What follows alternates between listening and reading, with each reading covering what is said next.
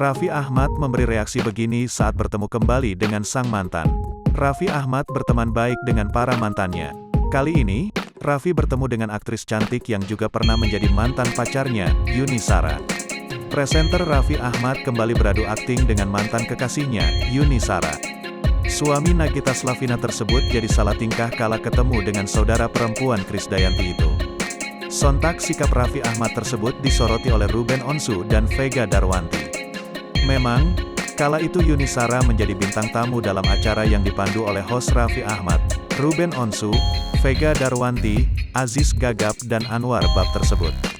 Dalam episode tersebut, Yuni Shara berperan sebagai pasangan Raffi Ahmad yang sedang mencari-cari hewan kurban.